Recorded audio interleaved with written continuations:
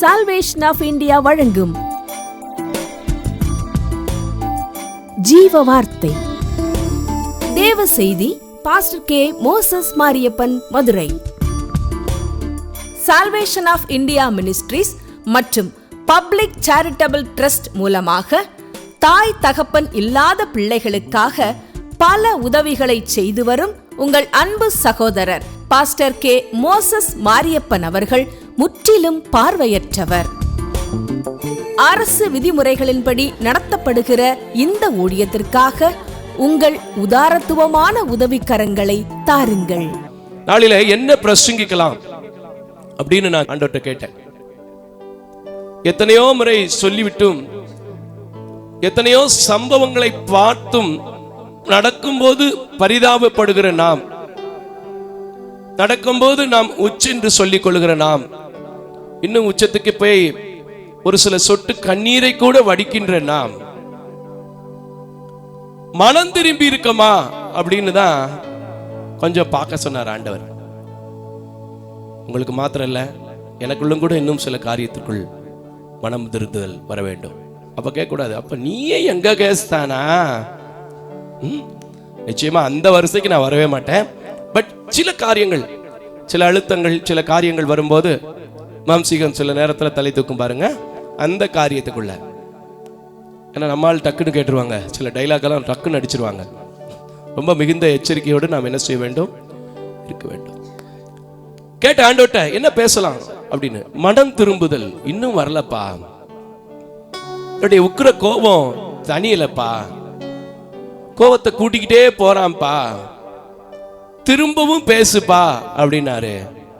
அதனால மத்தேயு சுவிசேஷம் 24வது அதிகாரத்தையே உங்களுக்கு நினைப்பூட்டி, இங்க உட்கார்ந்து இருக்கிறவங்க, நான் விசுவாசிக்கிறேன், தொலைக்காட்சியில இதை விசுவாசத்தோடு பார்க்கிறவங்க ஓரளவுக்கு மனம் திரும்புதல் உள்ள பிள்ளைகள் தான் இருப்பீங்க.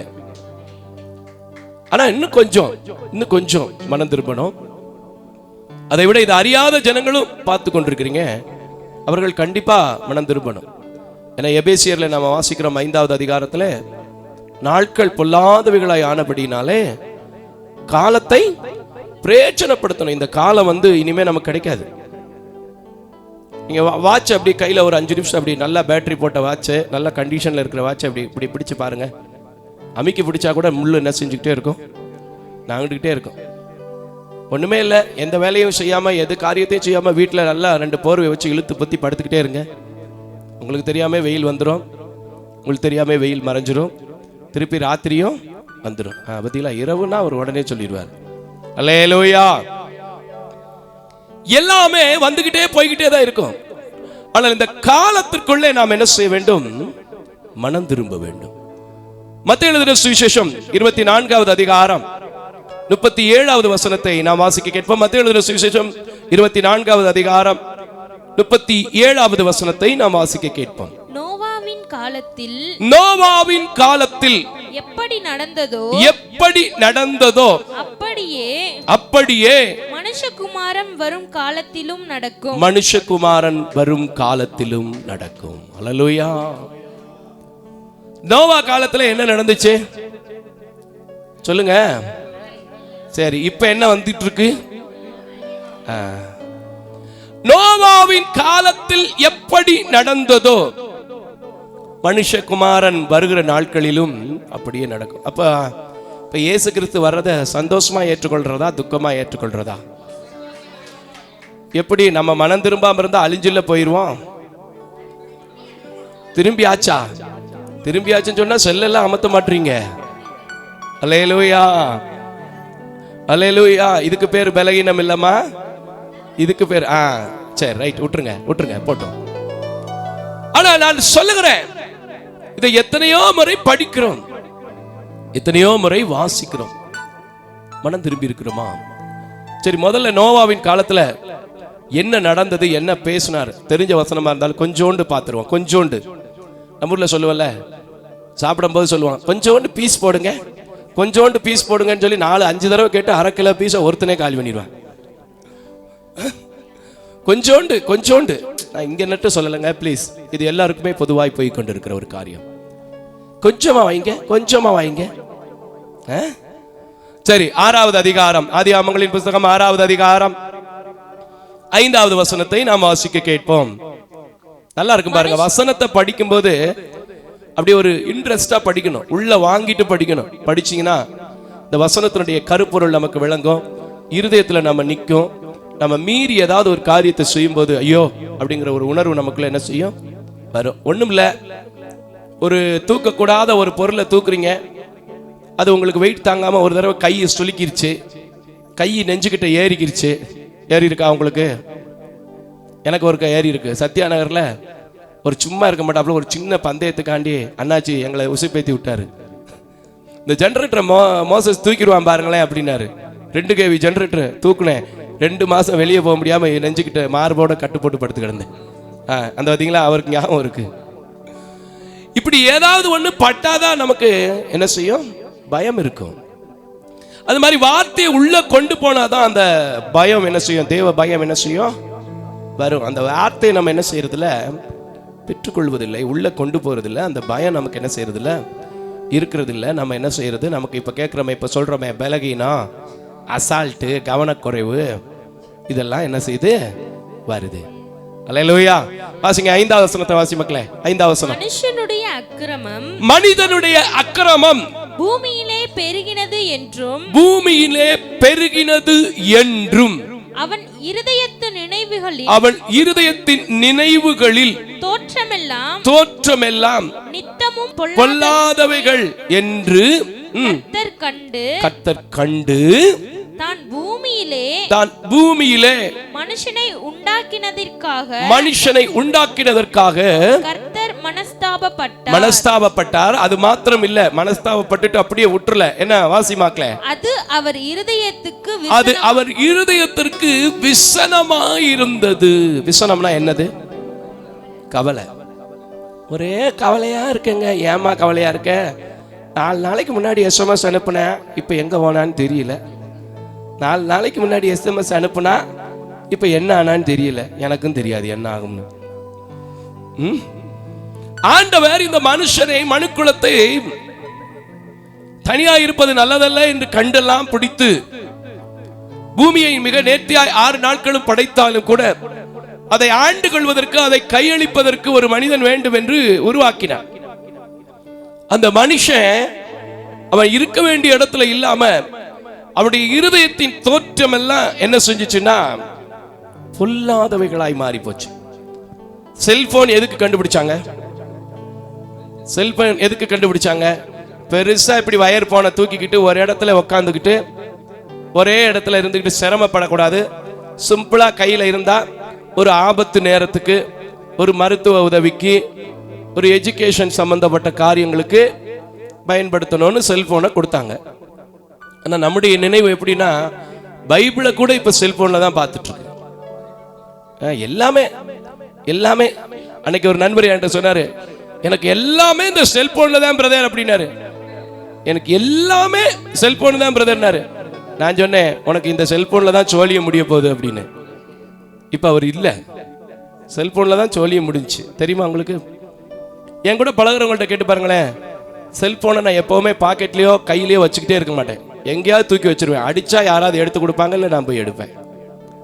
செல்போன் தேவை, செல்போன் தேவை, இல்லைன்னு சொல்ல முடியாது.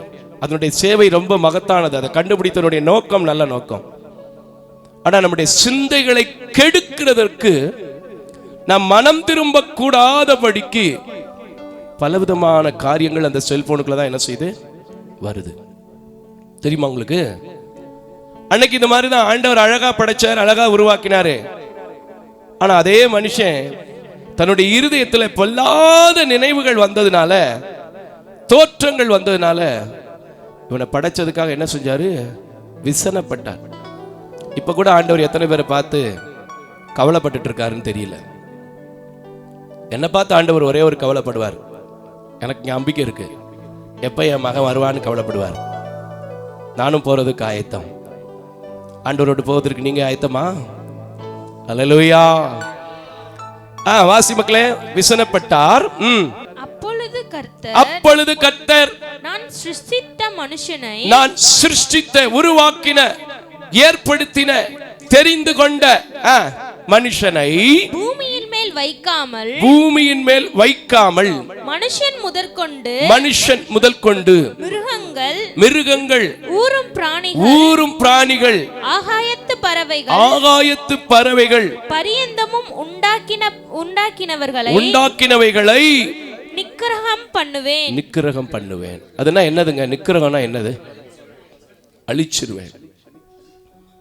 சில பேர் வாயிலிருந்து சொல்லுவாங்க, சில காரியங்களை பேசும்போது சொல்லுவோம், பிரதர் உங்க வாயில இருந்தெல்லாம் இந்த வார்த்தையை சொல்லாதீங்க பிரதர் உங்க வாயில இருந்தெல்லாம் இந்த வார்த்தையை சொல்லாதீங்க பிரதர். ஒரு சாதாரணமான மனுஷன் ஏன் என்ன பார்த்தே சொல்லுவாங்க, ஐயா நீங்க இதை சொல்லாதீங்க பிரதர், பாஸ்டர் நீங்க இதை சொல்லாதீங்க பாஸ்டர், ஊழியக்காரங்க அப்படின்னு. ஒரு சாதாரணமான மனிதன் வாயிலிருந்தே ஒரு சங்கடப்படுத்தக்கூடிய விசனமான வார்த்தைகள் என்ன செய்யக்கூடாது? வரக்கூடாது. அது உண்மைங்க, உண்மை. என் சம்பவம் உங்களுக்கு நான் சொல்லியிருக்கேன். எங்க அப்பாவை பத்தி ரொம்ப பெருமையா சொல்லியிருக்கேன். உங்களுக்கு எல்லாம் தெரியுமா? 3rd ஸ்டாண்டர்ட் படிக்கும்போது நல்ல பஜனை பாட கோயிலுக்கு போவேன். தூங்குன பின்னாடி கூட்டு போறவங்க விட்டுட்டு போயிடுவான். புடதியில கையை வச்சு தள்ளிக்கிட்டே வருவார் என்னைய. அப்ப சொல்ற ஒரு வார்த்தை தான் இன்னைக்கு எனக்கு நினைப்புல இருக்கு. அப்ப அவர் சொல்லாரு, ஏண்டா 10 நாள் லீவுக்கு வர்ற, அப்ப கூட தலைப்பரட்டு பண்ற. பெரியவங்க அப்படித்தான் சொல்லுவாங்க. தலைப்பரட்டுன்னா என்னன்னு தெரியாது எனக்கு. தலைக்கணமா? தலைப்பரட்டு பண்ற, ஒழுங்கா வீட்டுல தூங்க மாட்டேற, இந்த ரேடியோவை கட்டி பிடிச்சிக்கிட்டே இருக்க, உன் வாழ்க்கை ரேடியோவை கட்டி பிடிச்சிக்கிட்டே போக போகுதுன்னு சொன்னாரு. இந்த பிரசங்கத்தை முடிக்கிறதுக்குள்ள எத்தனை தடவை தெரியுமா அந்த ரேடியோவை முத்தம் கொடுக்குறேன்? அல்லேலூயா. ஆண்டவர் சொல்றாரு இங்க, நிக்கிரகம் பண்ணுவேன். நிக்கிரகம்னா என்னது? அழித்து போடுவேன். சொன்னதன்படி செய்யவும் செய்தார். இதை நம்ம பார்த்திருக்கிறோம், படிச்சிருக்கிறோம். இப்பவும் மத்தேயு சுவிசேஷத்துல ரொம்ப தெளிவா போட்டிருக்கு. இப்ப மத்தேயுக்கு வந்துரு மக்களே, ஏன்னா இந்த சம்பவம் ரொம்ப தெரியும். 24வது அதிகாரத்துக்கு வந்துருங்க, ரொம்ப தெரியும். 24வது அதிகாரத்துக்கு வந்துருங்க, ரொம்ப தெரியும். மனம் திரும்பி இருக்கிறோமா?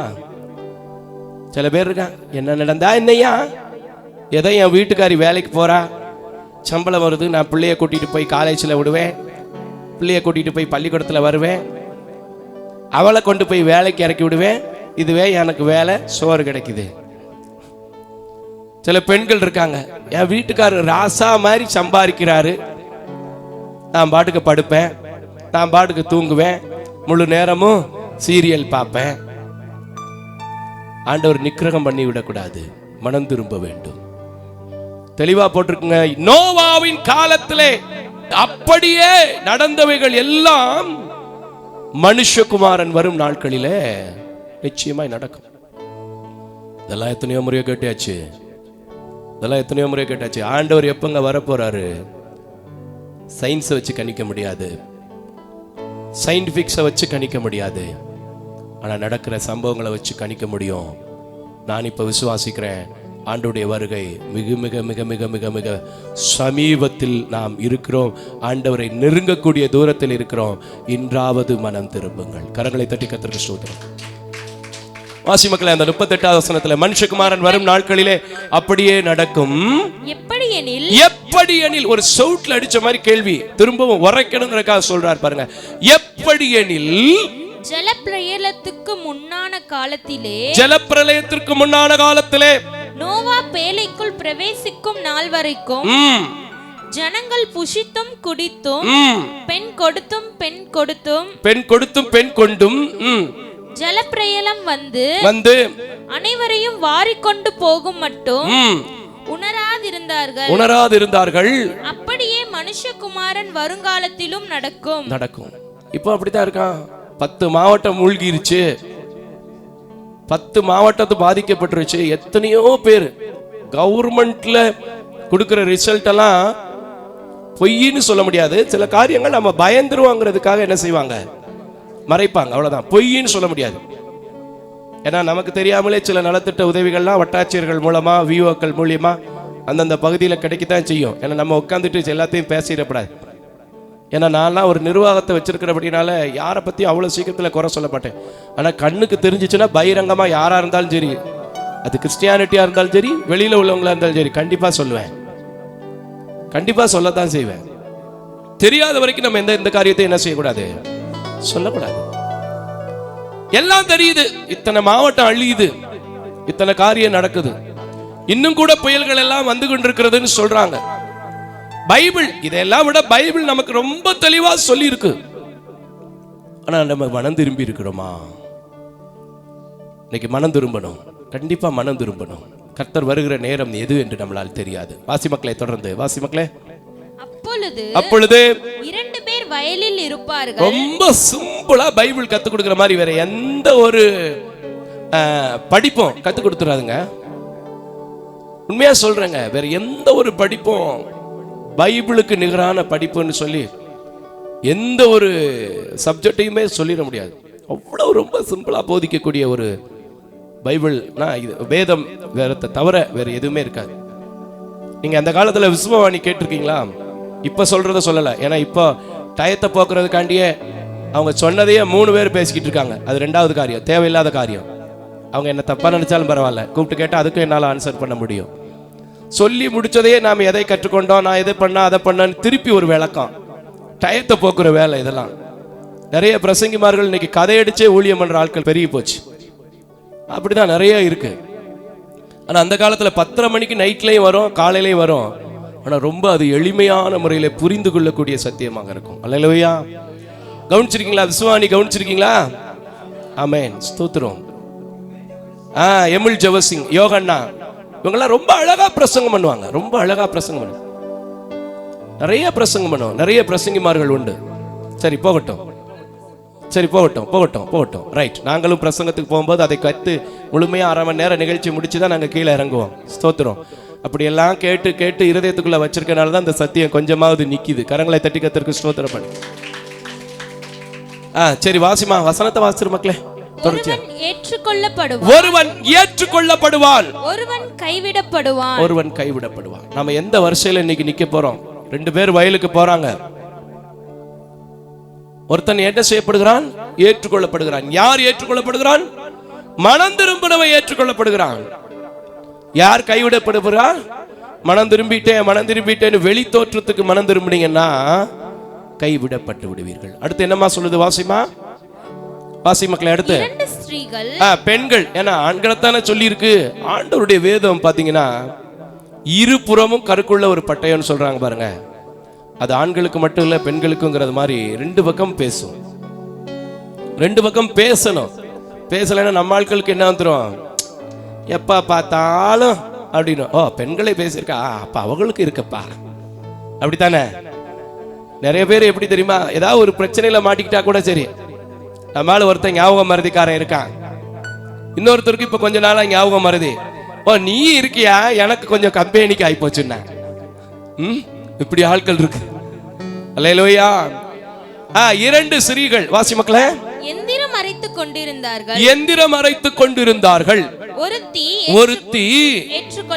ஏற்றுக்கொள்ளப்படுவார், ஒருத்தி கைவிடப்படுவார். ஆமென். எந்த வரிசையிலமா நீங்க நிக்க போறீங்க? எந்திரத்தை வைத்து அரைத்து கொண்டிருக்கிறீங்க. எந்திரம்னா என்ன தெரியுமா? மாவரைக்கிறது இல்ல, உங்க குடும்பம் என்கிற எந்திரத்தை நடத்திட்டு இருக்கிறீங்க. உங்க குடும்பம் என்கிற எந்திரத்தை இயக்கிக்கிட்டு இருக்கிறீங்க. அந்த எந்திரத்தை நீங்க சரியான முறையில, மனைவியை கண்டடைகிறவன் நன்மையை கண்டடைகிறான், குணசாலியான ஸ்திரீயை கண்டடைகிறவன் யார்? எல்லாம் கேட்டிருக்கு பாத்தீங்களா? அப்ப இந்த எந்திரத்தை ஆபரேட் பண்ற, உங்க குடும்பத்தை ஆபரேட் பண்ற பொறுப்புல பாதி பொறுப்பு யாருக்கிட்ட இருக்கு? மனைவி கிட்ட இருக்கு. எங்கேயா அந்த ஆளு பொறுப்பை கொடுக்கிறாரு? வீட்டுக்கு பருப்பே ஒழுங்கா வாங்கிட்டு வர மாட்டாரு, பொறுப்பை எங்கிட்டு கொடுக்க. அல்லேலூயா. தூங்குறவங்க எல்லாம் ஒரு அல்லேலூயா. பரவாயில்ல, அதுக்கும் ஆட்கள் இருக்கீங்க. முழிச்சிருக்கிறவங்க எல்லாம் ஒரு அல்லேலூயா. ஆமென், ஸ்தோத்திரம். வாசிங்க. ஒருத்தி ஏற்றுக்கொள்ளப்படுவாள், இன்னொருத்தி மற்றவளோ கைவிடப்படுவாள். ஆண்டவர் இன்ன நாளிலே வருவார் என்று நீங்கள் அறியாதிருக்கிறபடியால் விழித்திருங்கள். ஆமென். கடைசி காலங்க, விழித்திருங்கள். மனம் திரும்புங்க ஐயா, மனம் திரும்புங்க, மனம் திரும்புங்க. மத்தேயு எழுதின சுவிசேஷம் 4வது அதிகாரம் 17வது வசனத்தை கூட நாம் வாசிக்க கேட்போம். அது முதல் இயேசு மனம் திரும்புங்கள், மனம் திரும்புங்கள், பரலோக ராஜ்யம் சமீபித்திருக்கிறது. ஆமென். இயேசுவும் சொன்னார். அவருக்கு பின்னாடி வந்த இன்னொருத்தர் யாரு? யோவான் ஸ்நானகனும் சொன்னார், அவருக்கு முன்பாக வந்தவனும் யோவான் ஸ்நானகனும் சொன்னார். இப்ப வரைக்கும் இருக்கிற பிரசங்கிமார்கள் நாம சொல்லிக்கிட்டே இருக்கிறோம், விழித்து இருக்க மாட்டோம், மனம் திரும்பவும் மாட்டோம். இன்னைக்கு நீங்க எந்த வரிசையில நிக்க போறீங்க சிஸ்டர், பிரதர்? எந்த வரிசையில நிக்க போறீங்க? ஏற்றுக்கொள்ள போகிற வரிசையில நிக்க போறீங்களா, கைவிடப்படுகிற வரிசையில நிக்க போறீங்களா? அதைத்தான் நானும் எதிர்பார்க்கிறேன், அதற்காக தான் நான் பிரசங்கிக்கிறேன். அப்படி இருக்கிறவர்களை தான் தேவன் ஆசீர்வதிக்கிறவராயிருக்கிறார். ஒருவேளை இதுவரைக்கும் நம்ம கொஞ்சம் கொஞ்சம் கொஞ்சம் அறியாமல் இருந்திருக்கோம் அப்படி நம்ம சொல்லிடுவோம். ஏன்னா பைபிள்ல அதுக்கும் ஒரு பதில் வச்சிருக்காரு. அப்போஸ்தலர் நடவடிக்கையின் புஸ்தகம், அப்போஸ்தலர் நடவடிக்கையின் புஸ்தகம் 17வது அதிகாரம் 30வது வசனத்தை எடுத்து வாசிங்க. ஏன்னா நம்ம எல்லாருமே நான் தெரிஞ்சா பிரதர் இதை செஞ்சேன், தெரியாம செஞ்சுட்டேன் பிரதர், இப்ப நான் ஆண்டவர்கிட்ட வந்திருக்கேன், மன்னிப்பாரா, ஏற்றுக்கொள்வாரா? கண்டிப்பா ஏற்றுக்கொள்வார். அல்லேலூயா. வாசிங்க அப்போஸ்தலர் நடவடிக்கையின் புஸ்தகம் 17வது அதிகாரம் 30வது வசனத்தை நிறுத்தி வாசி மக்களே. அறியாமை உள்ள காலங்களை தேவன் காணாதவர் போல் இருந்தார். இப்பொழுதோ மனம் திரும்ப வேண்டும் என்று எங்குமுள்ள மனுஷர் எல்லாருக்கும் கட்டளையிடுகிறார். இந்த கட்டளை ஏற்றுக்கொண்டால் 2024 இயேசுனுடைய வருகையா கூட இருக்கலாம். அந்த வரிசையில நீங்க கைவிடப்படாதவர்களாய் இருப்பீர்கள். கரங்களை தட்டி கர்த்தருக்கு ஸ்தோத்திரம். சில பேர் எவ்வளவு நாள் வாழ்வோம், எப்படி இருப்போம் அப்படிங்கறதே தெரியாம சம்பாரிச்சுக்கிட்டே ஒரு குரூப் இருக்கு, இன்னும் மனம் திரும்பாம, ஏழைகளை கொடுக்காம, மற்றவங்களை நேசிக்காம. அதெல்லாம் பத்தி சொல்லணும்னா நேரம் இல்லை. இருந்தாலும் 6:19 மத்தையில கொஞ்சம் வாசிமா. 6:19 நல்லா இருக்கும் பாருங்க, தெரிஞ்ச வசனம் தான். இந்த ஜனமும் இன்னைக்கு நம்ம மனம் திரும்ப ஜெபிக்கணும், மனம் திரும்பணும். 6:19 மத்தேயுமா 6:19 பூமியிலே உங்களுக்கு பொக்கிஷங்களை சேர்த்து வைக்க வேண்டாம், அவைகள் பூச்சியும் துருவும் பிடித்து போகும். பரலோகத்துல உங்க பொக்கிஷங்களை சேர்த்து வைங்க, மனம் திரும்புங்க. அது உங்கள் வாழ்க்கையில் ஆசீர்வாதத்தை கொண்டு வரும். நம்ம கொண்டு வந்தது ஒன்றுமில்லை, கொண்டு போகிறது ஒன்றுமில்லை. ஆனா இன்னைக்கு நிறைய பேருக்கு எப்படி சம்பாதிக்கிறோம், என்ன பண்றோம் எதுவுமே தெரிய மாட்டேங்குது. ஆண்டவருடைய வருகை ஏன் இன்னும் தாமதமாகிறது? ஒரே ஒரு வசனம், 2 பேதுரு 3வது அதிகாரம் 9வது வசனத்தை மட்டும் வாசித்து முடித்து விடலாம். 2 பேதுரு ஏற்கனவே நாம் வாசித்த, படித்த, பழக்கப்பட்ட வசனம் தான். ஆனால் இன்னும் தேவை. 2 பேதுரு 3வது அதிகாரம் 9வது வசனம், இன்னும் தேவை.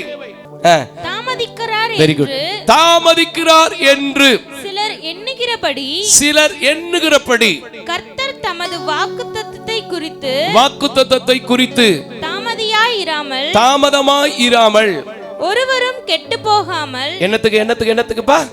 ஒருவரும் கெட்டு போகாமல் எல்லோரும் மனம் திரும்ப வேண்டும் என்று விரும்பி நம்மேல் நீடிய பொறுமை உள்ளவராய் இருக்கிறார். ஆண்டவருக்கு எல்லார் மேலயுமே பிரியம் அதிகம், ஆண்டவருக்கு எல்லார் மேலயுமே பாசம் அதிகம். ஏன்னா அவர் பட்சமுடன் ரட்சை செய்யும் உபகாரி, பெரும் பாவ பிணிகள் போக்கும் பரிகாரி. ஏழை பணக்காரன், சின்னவன் பெரியவன், இந்த ஜாதி அந்த ஜாதி, இவ இப்படி அவ இப்படி, அவ இப்படி இவ இப்படி, இதெல்லாம் ஆண்டவருக்கு தெரியாது. ஆனா ஆண்டவர் ஒன்னே ஒன்னு எதிர்பார்க்கிறார், எல்லோரும் மனம் திரும்ப வேண்டும் என்று அவர் தாமதித்திருக்கிறார்.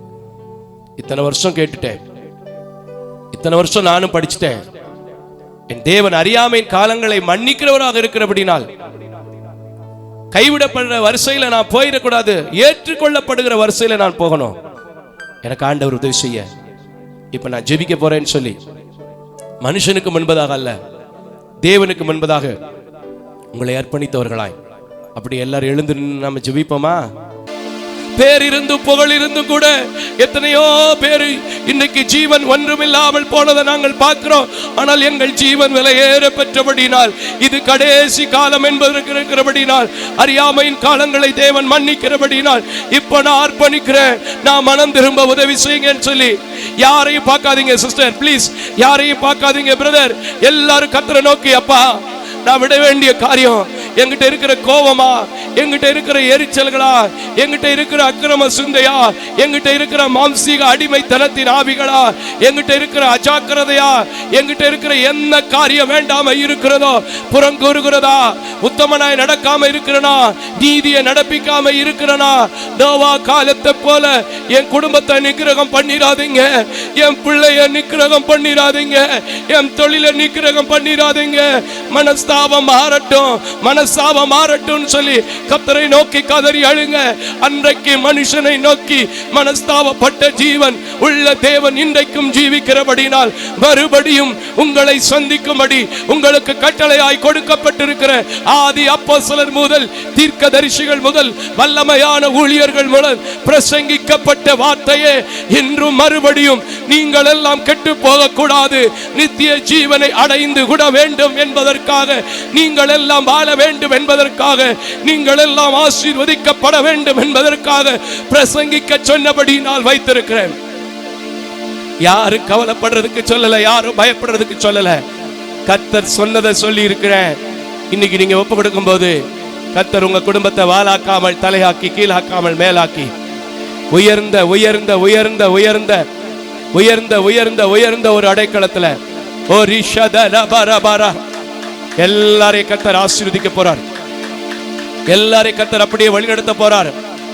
எங்கெங்கெல்லாம் இருந்து இதை பாக்குறீங்களோ, எனக்கு இது ஆசீர்வாதமா இருந்துச்சு நீங்க சொல்ல போறீங்க. மனம் மாறிய மைந்தன் என்று அன்னைக்கு கெட்ட குமாரனை பார்த்து சொன்னதை போல இன்னைக்கு அர்ப்பணிக்கிற உங்களை, என் தகப்பனே உனக்கும் விரோதமாய் பாவம் செய்தேன் என்று சொல்லி அன்றைக்கு தேடி வந்த மனுஷனுக்கு மோதிரத்தை போட்டு கொளுத்த கன்றுகளை அடித்ததை போல இன்னைக்கு உங்க வீட்டுக்குள்ள கர்த்தர் ஒரு கொளுத்த கன்றுகளை அடிக்கும்படியாக ஒரு விசேஷித்த ஒரு நாளை உங்களுக்கு நியமிக்க போகிறார்.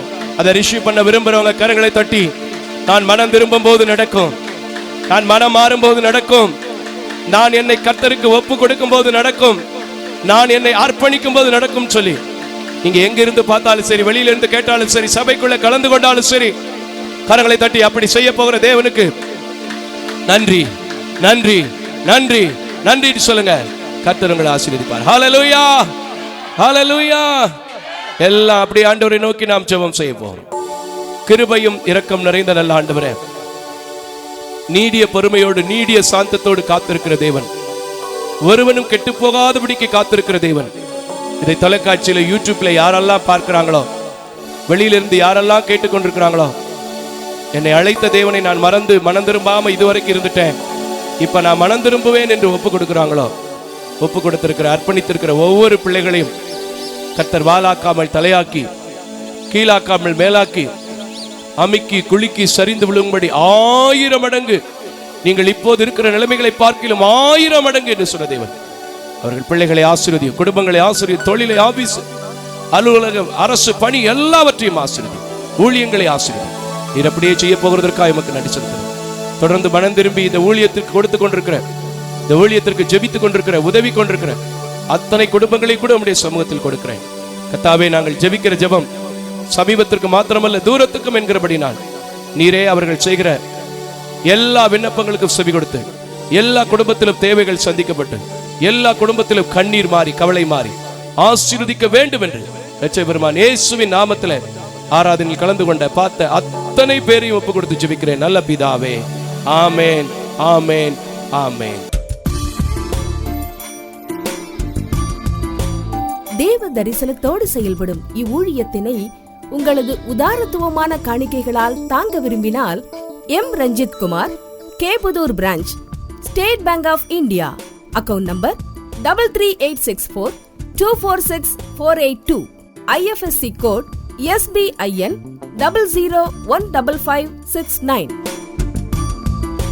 உங்களது 24 மணி நேர ஜெப தொடர்புக்கு pastor K Moses Mariyappan, 2/26 SP Natham அஞ்சல், திருமங்கலம் தாலுகா, மதுரை மாவட்டம் 625706. Phone number 9360383940. அவர் இமெயில் அட்ரஸ் mosespn.k@gmail.com. ஜெபியுங்கள், தாங்குங்கள், தேவன் தாமே உங்களை நிறைவாய் ஆசீர்வதிப்பாராக.